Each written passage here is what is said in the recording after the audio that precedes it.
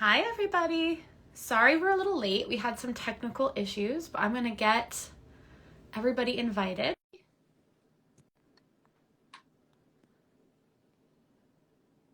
All right.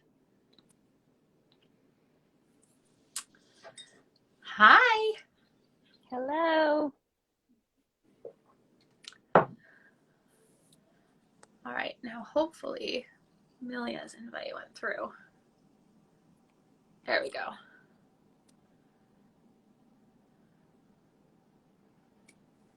All right. Bear with us, guys. There's always a little technical glitch at the beginning. Also, some of us just learned Instagram last week. So. Well, for just learning Instagram last week, I think you're doing fantastic. Crushing it.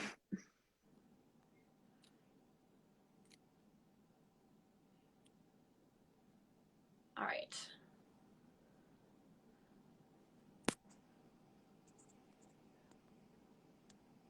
Why did it say she was unable to join?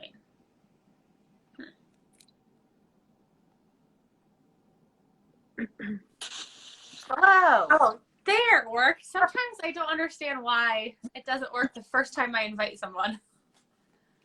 Yeah, anyway, here we are. It's all good. We're here. We're doing it. Thank you so much for being here. I appreciate it so much. I know this forum on Instagram is not something you're both used to, so I really appreciate you doing this. So Absolutely. here. This is really exciting and a little bit nerve-wracking, but we'll figure it out, right? A little bit. Yeah. I thought I could just see your lovely faces. That helps. Perfect. So why don't we start with having you both introduce yourself? Fantastic. Dawn, do you want to go first? Do you want me to go? No. Okay. I'm Milja Brecher-DeMuro. I'm a licensed clinical social worker. I work primarily with adults and teenagers 16 years and older. I'm in private practice, and I'm also the co-founder and co-owner of the Counseling Collaborative, along with Dawn Nuding, who is, I think, to my right. I don't know what direction she is. I primarily work with individuals, sort of around whatever they may be presenting, anywhere from anxiety and depression to mood disorders, dual diagnosis, and I'm just happy to be here. Yay. And I'm Dawn Nuding. I am a licensed clinical professional counselor, and I'm also an art therapist. And I work primarily, I work with kids 5 and up, and I do see some adults as well. I'm also in private practice. Milja and I hang out in the same building sometimes when we're not on video, and founded the Counseling Collaborative together. I run groups sometimes too now. Yeah, individuals and groups. That's sort of our biggest creation from the pandemic. I think that has been extremely productive in recognizing that, lo and behold, we all need community and connection. And so we've realized that people connecting around their mental health and their well-being, is really incredibly powerful. And the need is really high, which is why we're having this conversation. And so if we can see more people at once and they're all supporting and caring for one another and sharing their own wisdom and sharing their own truth, then people get better faster. Yeah, and that's great, especially now. I know there's such a shortage of people for one-on-one therapy. It's hard. So groups are great. So thank you both again for doing this with me. I have tons and tons of followers who've told me in multiple ways that they're struggling in this area. So I'm hoping that this will give them some ideas. And we collected all of your questions. There was lots and lots of really fantastic questions from everybody. And we obviously can't get into everything in one short live, but I was able to compile most of those into categories of questions. So I think the first question I'm going to start with is, what can teachers and healthcare workers do to protect their mental health? Well, what I want say first and foremost about this question is, holy moly, this is virtually an impossible task right now. So the biggest thing is thank you, and you are doing a really great job. Hands down. I don't even need to know what you do. You're doing a great job. This is a really challenging time. And, I think especially, well, all of them, but right now I'm working with a bunch of teachers, and the ability to navigate your own stress and your own concern, whether it's about getting sick or about other people getting sick or about navigating your own family or navigating other people that you care for. There is so much that people are carrying, and it's an impossible task to be able to use your wisest, most creative mind when you're operating from a stressed and overwhelmed and saturated and exhausted place. So we hear you and we see you, and yes, this is incredibly hard, and you're not doing anything wrong that it's hard. This is a very difficult situation. Dawn, do you have anything more to add to that piece? No, that was well said, as Milja is tend to do. Yeah, I mean, I would say that not just, I think teachers and healthcare workers obviously considered sort of front line. So seeing some realities of this pandemic that not a lot of us see, and then also that drive to continue to show up. So there's that kind of pressure there as well. So a little bit more intense, but I think what we're going to share around this question, we can consider also applies to other, everybody. It's sort of how can you protect your mental health? I think that's a question that everybody is asking, or should maybe be asking at this point. If you're not, can we know what magic you have? Because that would be great. Please let us know. But yeah. And so what we thought of, first and foremost is kind of figuring out where are you? And maybe that's a where are you big picture, but also maybe that's a where are you day to day.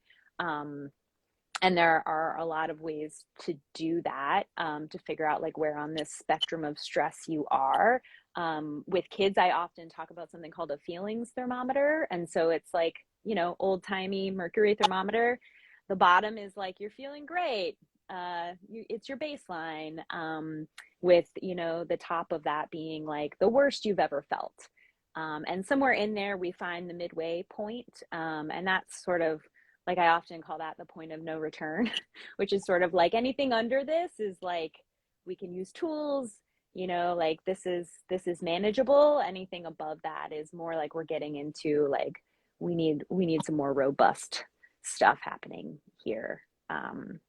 So yeah. And that's what I've been saying from the beginning of the pandemic, well, maybe not exactly the beginning, because you're 2 weeks, it'll be over. But now, but now, that we have to compensate for the outgo with tremendous amounts of self-care.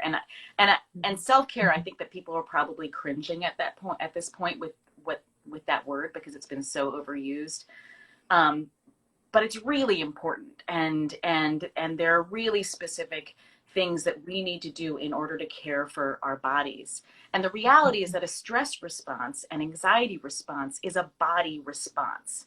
It's not something that you can get rid of just by, even taking away the stressor. I mean, the reality is that a lot of us, even after the pandemic, is over or turns into more of an endemic, we're still going to be experiencing these things unless we learn how to deal with and move these things through our bodies. And so identifying, as Dawn was saying, and we're all just little kids at heart. So utilizing those types of thermometers of really checking in of or whether it's a 0 to 10 scale, or wherever you lie on that, figuring out where you are to then help you determine what is the exercise, what is the practice that I need to engage in. And just even thinking about, me today, so I was a little nervous about this. I got home and my daughter has taken on a shoveling job. And I will tell you that the shoveling job is pretty impossible at this point because there's no snow and there's so much snow.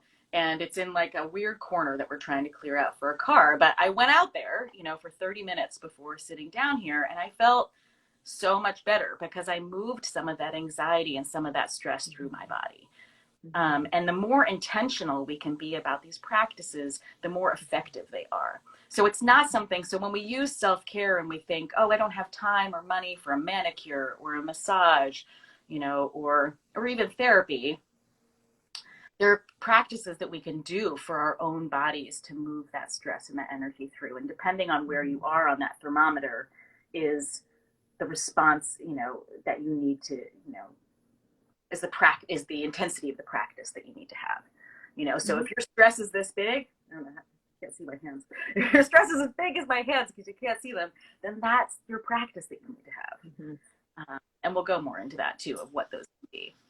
Yeah. So finding out where you are, and even just that acknowledgement, I think, and getting in the habit of checking in, because your body's sending you messages. It's just that we tend to ignore them. And what I know of teachers and, again, healthcare workers is that they have an immense capacity for ignoring those messages, which is an incredible strength, and also means that when you reach your max capacity, it is real big. Yeah.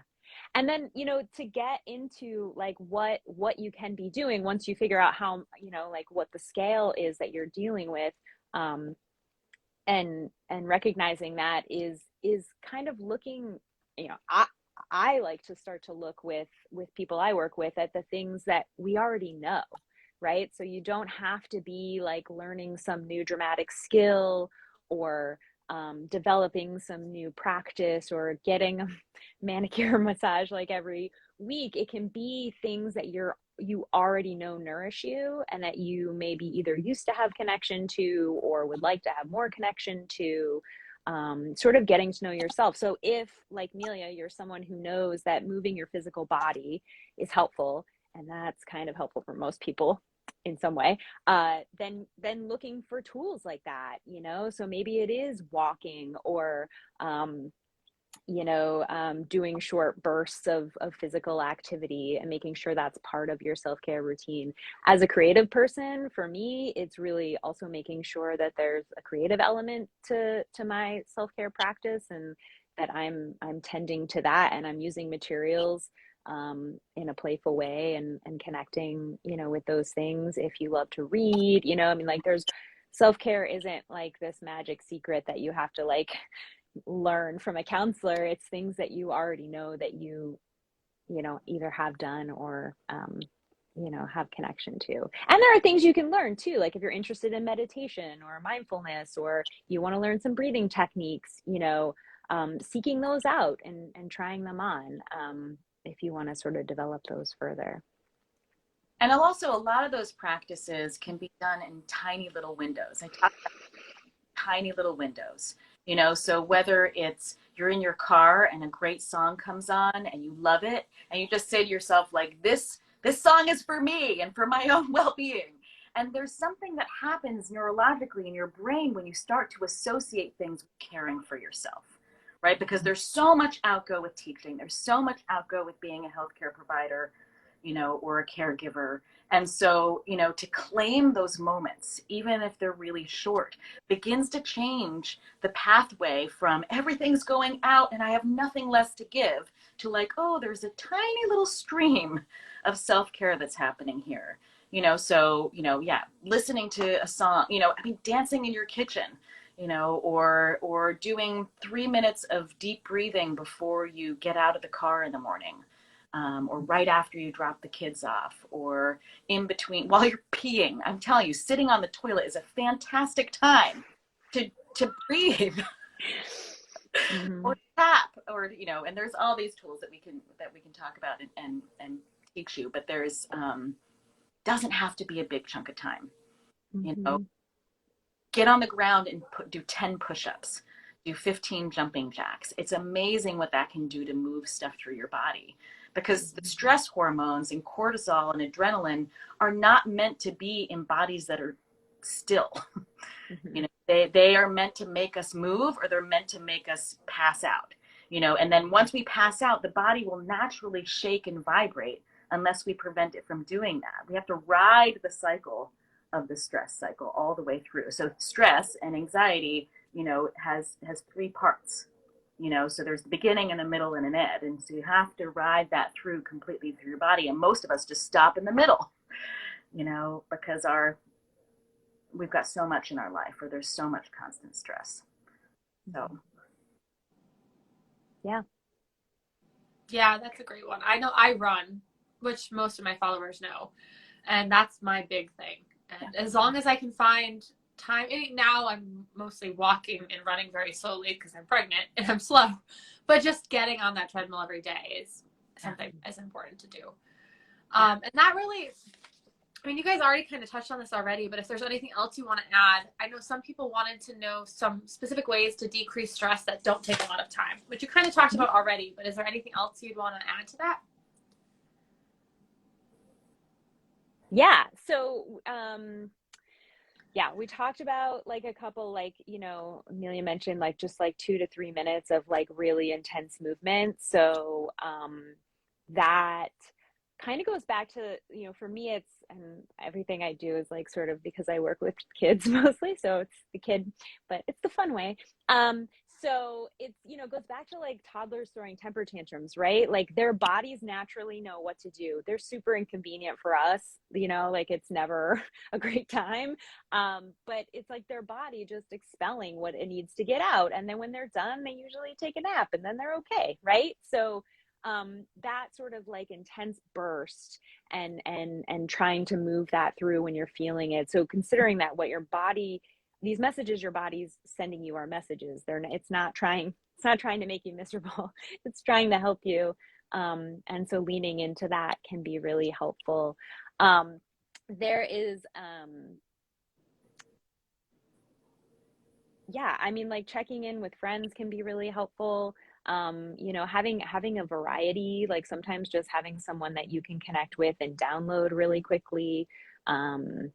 And you know, Milja mentioned some breathing techniques. Did you want to share those, Milja?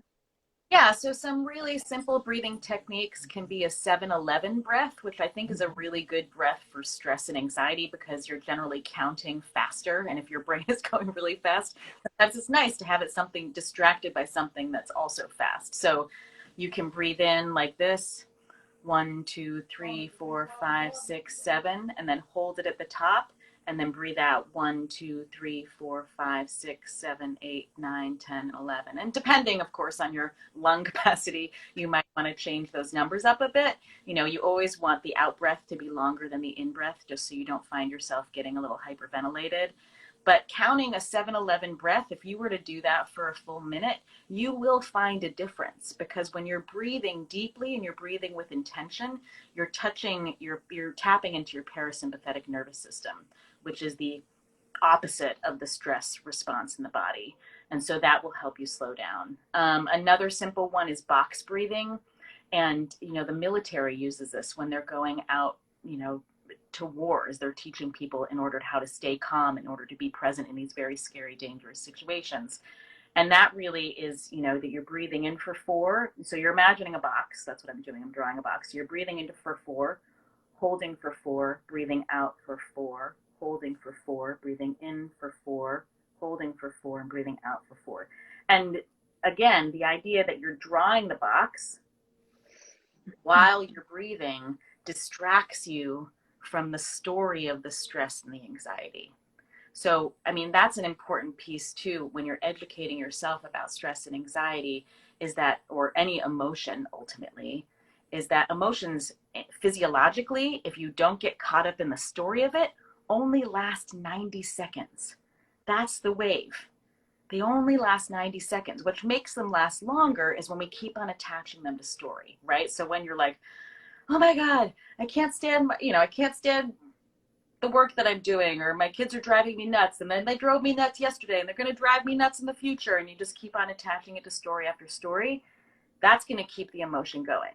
But if you notice, like, okay, I'm feeling really overwhelmed and stressed, and You close your eyes and you say, okay, well, how do I know? What is it that I feel in my body? You know, okay, my chest is beating fast and my hands are getting hot and my belly's feeling a little uncomfortable. Okay, I'm just going to breathe into that and allow myself to follow the feeling and how it's moving through the body. It will move through you a lot faster. And if it doesn't right away, just keep on practicing, you know, that breathing. But the box breathing with the physical distraction or the visual distraction of drawing the box while you're breathing will help you distract from the story. And if you're in a public place and you need to do some box breathing, you can draw the box on your leg. And that can be, you know, another way to do that. Another relatively quick practice that is similar to, you know, sort of what I just described is called RAIN. So RAIN is the way that you can remember it. R is recognize, which is like recognizing and naming the emotion. A is allow, is just like be with it, and notice it. And then I is investigate, like what is it that I'm feeling, you know, and what are those feelings asking for? And then N is nurture it. So N is like, okay, what can I do in order for me to physically feel better? And probably it's like, you know, I need a nap, or I need a hug, or I need to cry, or I need to scream, you know, or I need to just tell myself that it's going to be okay and I'm doing the best job that I can. My notes just sort of disappeared on my computer, so hold on a second. I'm back. Yeah. And as Dawn mentioned too, like we're really just big little children who have learned to suppress our emotions. It's not necessarily very healthy right now. And so to figure out ways to also play, you know, allow yourself to do things that are just goofy, you know, for goof's sake. There's a whole therapy that's about laughter therapy, which is like where you pretend to laugh and then eventually you actually do start laughing because it's ridiculous when people are laughing. I'm going to make myself laugh right now just talking about it.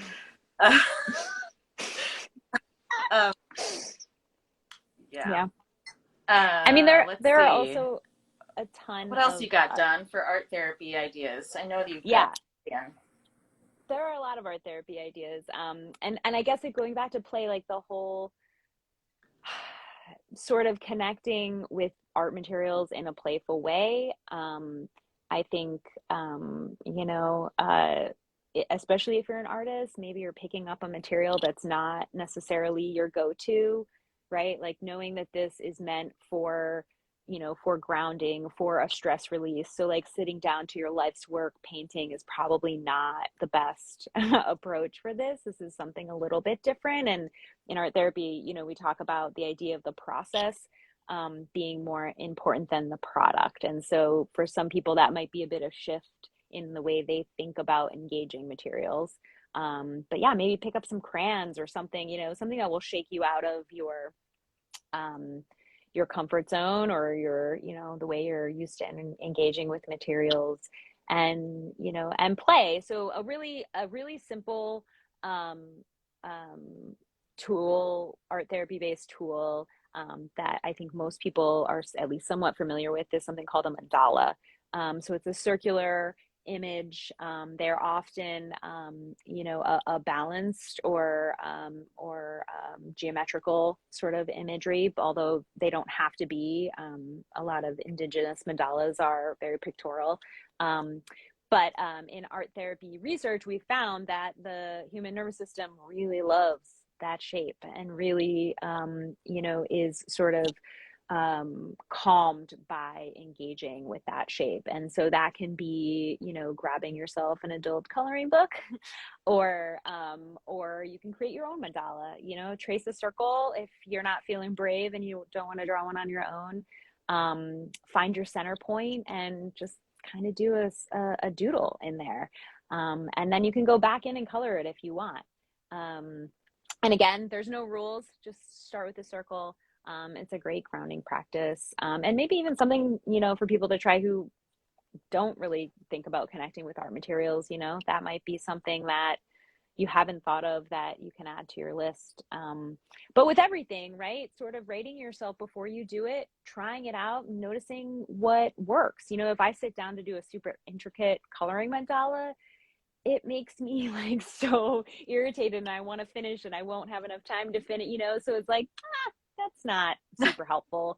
So noticing, you know, same with the breathing techniques. You know, there are breathing techniques where it just feels so forced to me that it doesn't feel good. And so when I check in with myself after I do it, it's like, I feel out of breath, or that I did that wrong, or, you know, so there are so many ideas out there that I think it really is about finding what feels good to you and recognizing, you know, and if you're unsure, maybe you give it a couple of tries, but trusting that your system knows what it needs, and you're looking for things that feel nourishing to you. You know, self-care is caring for the self. So it, you know, it doesn't have to be like, the running is a classic example that I give to people I work with. Running is amazing. It's so good for, you know, your physical body, and it's really great for moving through emotions. But if I went to a therapist and they told me that running was the way I was going to navigate my stress, I would be like, well, that's not going to work for me, because running makes me so angry. And I hate it every second of it. I hate it so much. But there's other things, right? Like I love to hike. I love yoga. There are other ways that I really, you know, do enjoy moving my body. And now I know runners will tell me, like, if you stick with it, it gets better, you push through that wall, everything's great. But again, like that's extra right now. And so we're looking for the things that feel good now with minimal side effects. That's how we differentiate the healthy from the unhealthy. Stress management tools is like, ideally there's no side effects to these tools. And they feel good when we give them a shot. So yeah, nothing against runners. I love runners. I love that, really thinking about yourself, right? Again, it's like going back to what is familiar, that what is it that you enjoyed, you know, when you were a kid, you know, and maybe it is, you know, fantasy and imagining, you know, and so, you know, it's thinking about stories, it's writing stories, it's daydreaming out the window, it's, you know, or maybe it's drawing, maybe it's coloring, maybe it's play, maybe it's action, maybe it's dancing.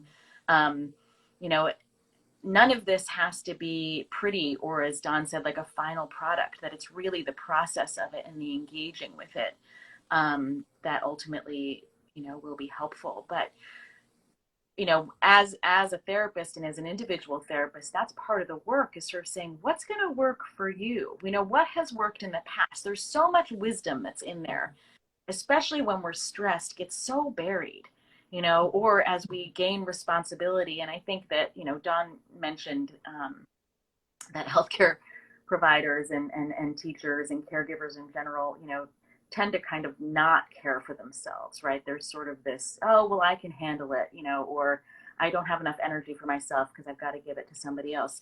But tapping into that, you know, that old wisdom, you know, of what is it that I used to really enjoy? What is it that helped me thrive in the past? And to know that you are worthy of that, and that you have to, you know, I mean, we've heard that, you know, you can't pour from an empty cup, you know, so figuring out, like, how are you going to fill that part of you back up, and to not get caught up on it having to look a certain way is really. Yeah. I think also a quick acknowledgement of, you know, the difference between stress, you know, and all of these tools are things that can be helpful in decreasing stress, but there's a difference between stress and like chronic stress.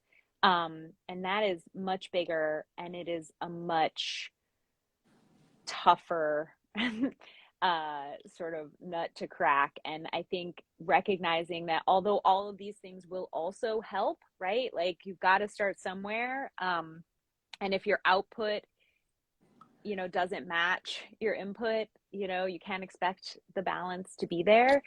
But that at a certain point, recognizing, like, if you are consistently rating yourself at the top of your scale, then you might need to consider, a more aggressive plan. I found myself relatively recently, like noticing, those signs. And even as a therapist, my first go-to was like, well, I got to talk to my doctor, and I got to find out what's happening here. So my body's sending me these messages, and I don't know what's going on. Although I do know that all of these could also be related to stress, and once I ruled out all of the possible like physical things, it was like, okay, now I got to buckle down into my aggressive self-care plan. And what is that going to look like? And it's not necessarily going to be forever, but I do really need to lean into like taking extra steps right now, to get myself back to baseline, because that once for myself, once I get to the physical signs, it's sort of like, okay, now it's really time. And obviously, I have the privilege as a therapist of knowing that, and nobody really, like, everyone expects me to be taking care of myself, so nobody's giving me a hard time about doing that, and applauding me for that, and recognizing that not all systems do that. And I think that's a big place that we don't have a great support system for our teachers and for our healthcare workers, that it's not necessarily, from what I gather, being on the outside periphery, it's not necessarily the culture to lean into taking care of yourself. But yeah, kind of evaluating that, and also recognizing, you might want to engage others and professionals at that point, and or even before then. Yeah. I'm biased because I'm a therapist. I think everyone could use a little check-in once in a while. Yeah, so checking in with your doctor, I think it is always a good thing to sort of say, is everything else working?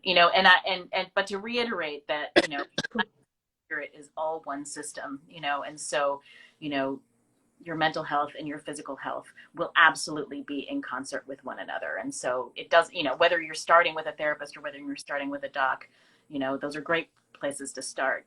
And, for people who are experiencing some really chronic stress or severe anxiety and can't seem to catch a break, medication may be a huge piece of that equation, and it's not going to change your life, but it's going to give you the ability to take a big sip of air and be able to figure out, like, and with your creative brain instead of your stressed brain, what can I do next to take care of myself? And it can be a scary process because, you're not always going to find the right medicine the first time. We're not scary, but can be like uncomfortable or nerve wracking. But, medication is and providers are getting better and better at identifying what medications, are helpful for certain types of people and certain conditions. And it's definitely a thing to check into. And systemic change is also something that ultimately I think needs to happen. We're recognizing that we can't function, in this way for much longer, or I hope that there's going to be some major shifts in how we support, our employees and these major institutions, because it's just not sustainable. And so, if you need support too of figuring out how do you make changes in your life because you can't continue in the positions that you are in, therapists are a great place to sort of start as well, and sort of figuring out how to address the concerns that you may have, and figuring out how to make that next move. I do want to mention that there are also lots of free resources, that are available to you.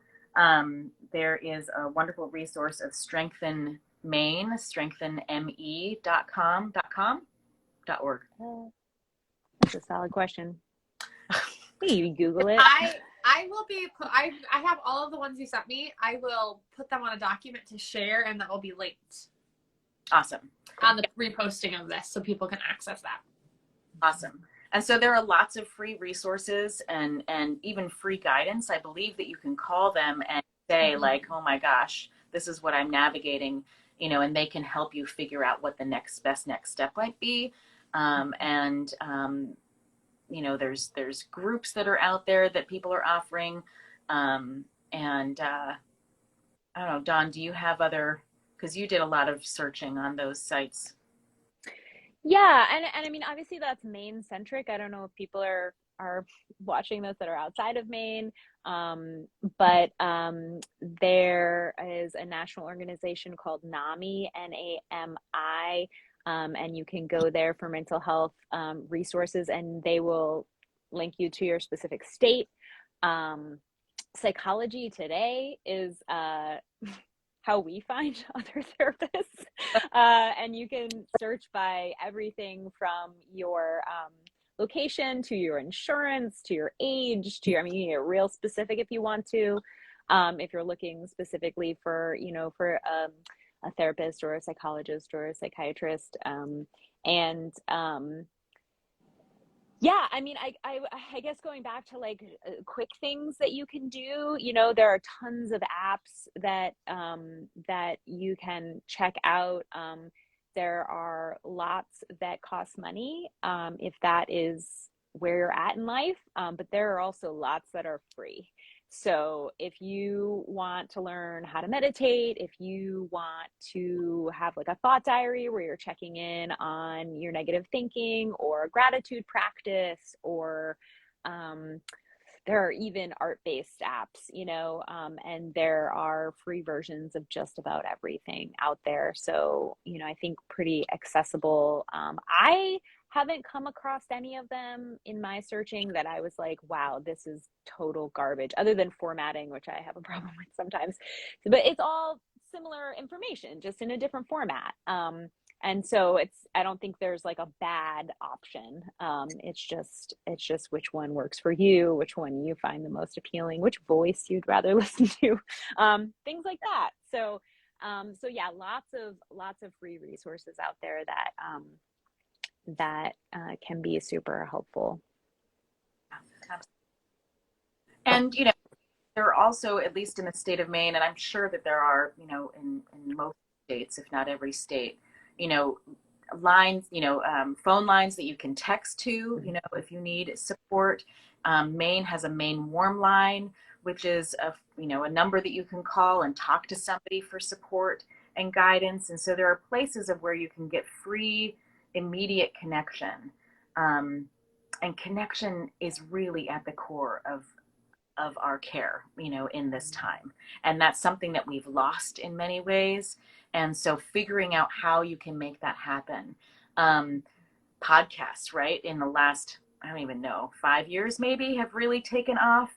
And there's so many different voices that you can hear, and so many places of where your experience is shared, I mean, and that's the truth. That's the privilege that I have every single day, is sitting with people in their pain and in their struggle, and knowing that, like, you're not alone, right? This is a shared experience where most of us are having a pretty hard time, and if it's not right now, then we certainly had one before, we'll have one in the future. And so there are people that are having similar experience. And although sharing that with somebody doesn't take it away, it doesn't fix it, it does lift some of the weight of it, and it makes it so much easier to bear. And so if you can find somebody to share with, if you can listen to some of these podcasts, read an article, or connect with somebody, on one of these Maine Warm Lines, or join a group, that will really also help unburden you from feeling so alone and feeling like you're doing something wrong or poorly. Because again, I will reiterate, you are doing a good job. If your heart is beating still right now, you are acing it. Don't sell yourself short right now. This is hard. Yeah, and all those resources you guys found, some were Maine specific, not all of them were. Lots were also just national. And I know there's a few international websites I found too that I'm going to add to that list. So I will share that with everyone. So if you're watching this live or you're watching this later, there'll be a link in the caption that you'll be able to click. Well, you have to type it in because Instagram doesn't let you click, but you can type it in and find those resources. And those tips were really fantastic. I love Insight Timer, which is a free meditation app. I think it was on your list as well. It's great. It's free. I probably could pay for a meditation app, but then I feel like I won't do it and I'll waste the money. So at least it's free and I don't feel pressured to do it. I can just do it when it feels right. Yeah. But that's a great app too. So another question people had was a lot of things relating to how to support kids and teenagers with their mental health right now. Yeah, that's a big one. And so for kids, so they're sort of similar categories, but also different in many ways. So for kids, for younger kids, you know, sort of looking at the piece that many of us did not get growing up, which is social emotional learning, right? Developing tools, giving them language around how to understand what they're feeling, you know, helping them to understand that they can build the ability to manage those feelings, right? So they can be the pilot, not just the passenger. But it is a practice. You know, and hands down, one of my favorite tools to use with kids is books. You know, so especially younger kids who gravitate really naturally to picture books. You know, there are so many awesome books out there about feelings, and they're entertaining, not just like this is this and that is that. But yeah, you know, reading books about feelings, reading books about you know, about big feelings, about hard feelings, and starting to give them the language and to help them to reflect on like what it is they're feeling. There's a really cool art therapy tool where you draw sort of like the outline of a body. I often refer to it as like a gingerbread person. And you see, you know, sort of like notice what you're feeling in your body when you're having a big feeling, you know. So where is it in your body? What color would you use to show that on that figure? What are the locations? And, you know, what might that feeling be called? Or is it a couple of feelings? So that they can start to understand, like, what are the messages that their body is sending? How do they start to identify, you know, their feelings, and labeling them and making it fun and playful? You know, so starting to give them the tools, you know, and similar to with adults, you know, finding ways, you know, to sort of bring it back to like, how do we reduce stress? How do we connect them to the things they enjoy doing? And right now, you know, depending on what your personal protocols are and what your personal situation is, and you know, that might involve some creative problem solving. But you know, kids love to play. They benefit from being outside. They benefit from connecting to their friends in person whenever possible. You know, those are sort of things to get back to. There are also kids versions of most, if not many of the apps. Even Insight Timer has a whole section that is kid based, which I often find way more enjoyable than the adult version. You know, those meditations often come with videos, you know, that you watch, and then you know, kind of like a guided visualization, only actually visualized. Yeah.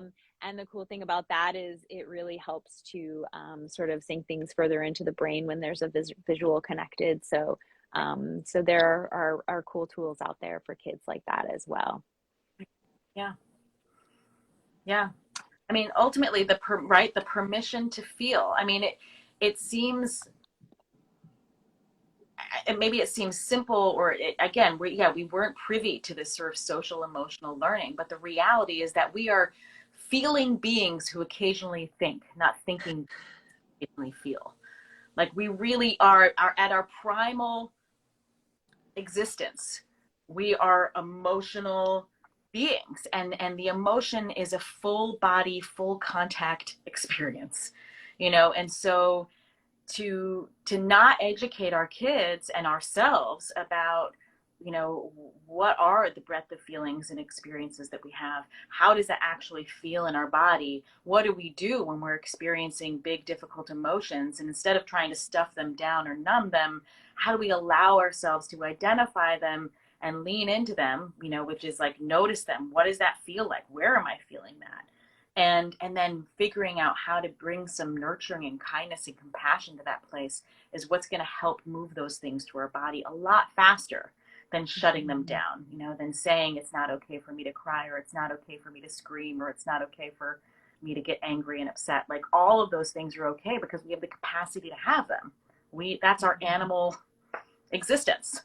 And so the more that we can appreciate that and honor that and learn about it, then, you know, the less shame we're going to have it, you know, which makes us hide, you know, and isolate. And the more that we're going to be able to start talking about it, which then builds connection and a sense of belonging and recognizing that we're not alone, even though we're having a hard time. And so there's so much healing and so much help that can happen, you know, in those places. Yeah.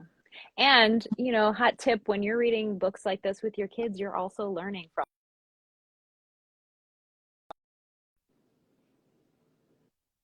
amazing in that way of, you know, you can start using that language too, and, you know, start to understand like how things are happening in your body and what the feelings are. Modeling, you know, for your kids your own self-care practices and what you're doing, you know, so that they understand that you're taking some time for yourself, and recognizing, you know, I have a 4-year-old, that it doesn't always go the way you had planned. I was telling Milja that part of my aggressive self-care plan was a 30-day yoga practice. And, you know, there were definitely times where my daughter was like laying on top of me or screaming outside the door, like, are you done yet? You know, and I'm like, nope.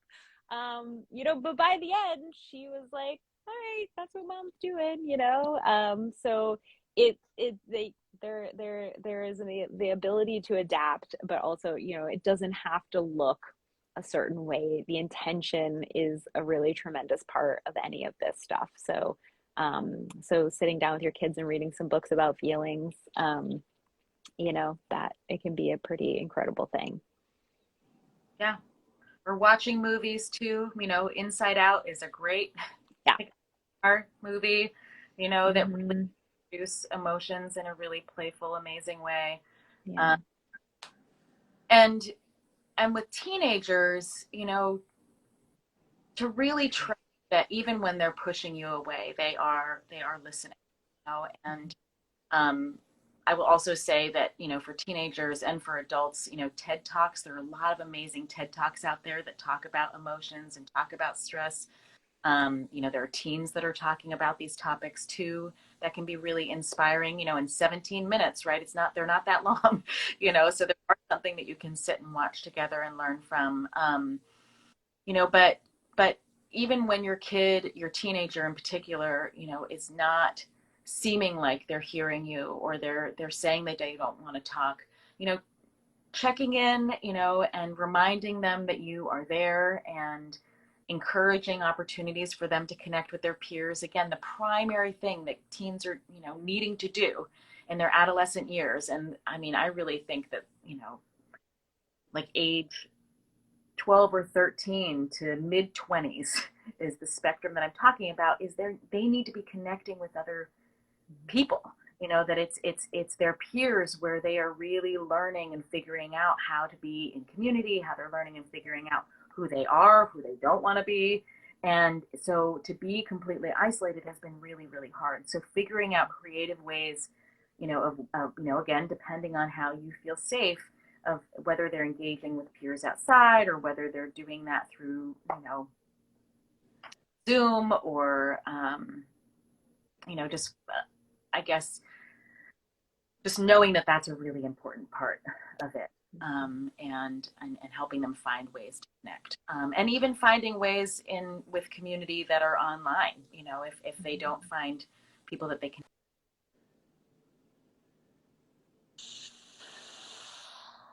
Sorry about that. I disappeared because my low battery. Oh, that's okay. We're on a time clock here. Yeah.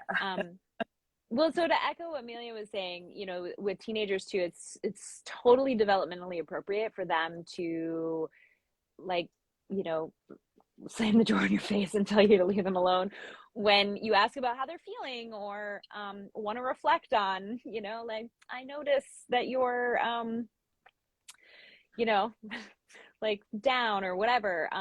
But don't you don't have to take that, for face value. That's just where they are in life. And most of, if not many of them, have put their parents squarely in the box of nothing until they turn, like, I don't know, 30. So it's still, I think, important to continue to ask the question and let them know, that you're there, and happy to connect. If you are seeing things in your kids, your teenagers, or your kids that you feel like are outside your pay rate, like, or if you're, feel like you're in over your head, again, looking at some of these resources.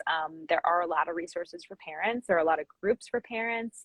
I think just normalizing, like, this is where we are, and if you don't have friends who are parents, for you to hear that, like, this is a lot of kids. Again, Amelia and I get the privilege of hearing this, like, the themes. It's like, oh yeah, when everybody's saying it every day, 6 times a day, it's like, we understand that it is normal, but we also recognize that not everybody gets that reflection. And so connecting with others, in community can be super helpful, just to normalize the situation.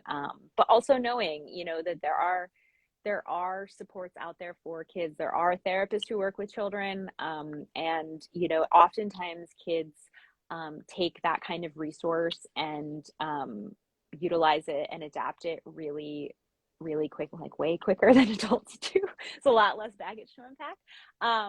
And so, it doesn't necessarily have to be like a long-term commitment. It can sometimes be like checking in and looking to someone who has some expertise in this to help, educate both you and your kid on how to navigate feelings and how to normalize feelings and that kind of thing. So, so sometimes it's sort of looking to some expertise outside of your norm. So. And and again, I think that, the website of Strengthen Maine, StrengthenME, .com in the state of Maine has a lot of really great resources for that.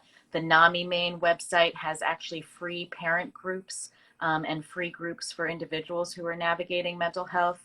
I'm currently running a group for parents with kids who are navigating challenges with anxiety and OCD and depression. There are opportunities out there, and depending on, your resources, there is a variety of supports that are out there.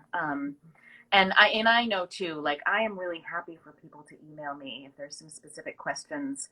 And hopefully Liz can put that in the information that she shares. But yeah, I mean, if there are questions about, resources or, or what's out there, or what the next steps, might be, I'm happy to help navigate that as well.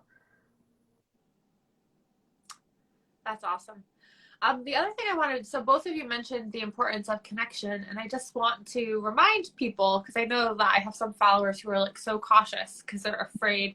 Well, they're not afraid, but they're very cautious about wanting to not get COVID or spread COVID and all of those things.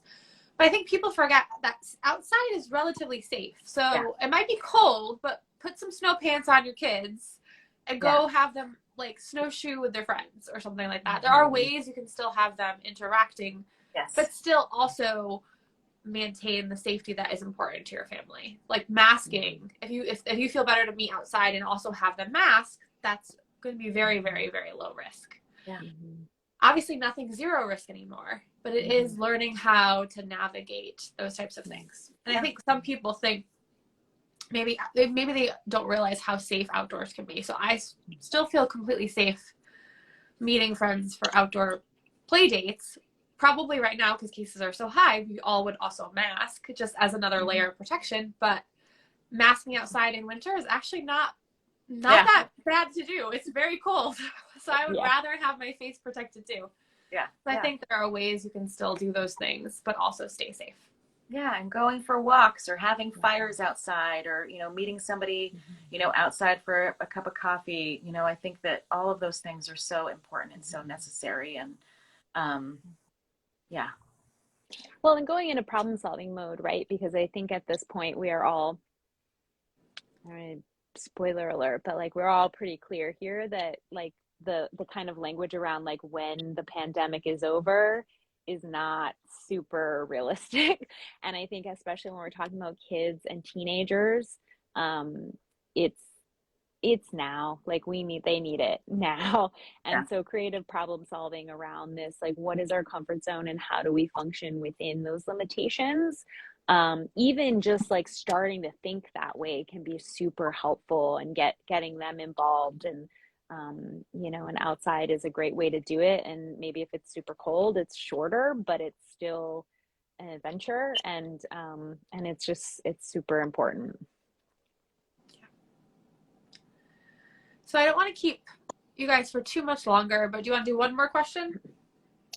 Sure.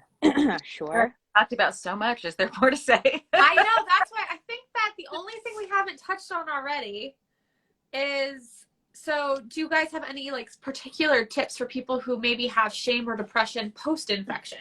Especially for the people, I know we have lots of people who are getting infected now after trying really hard to avoid it. And I think they're having a hard time maybe dealing with some of those emotions afterwards. Yeah.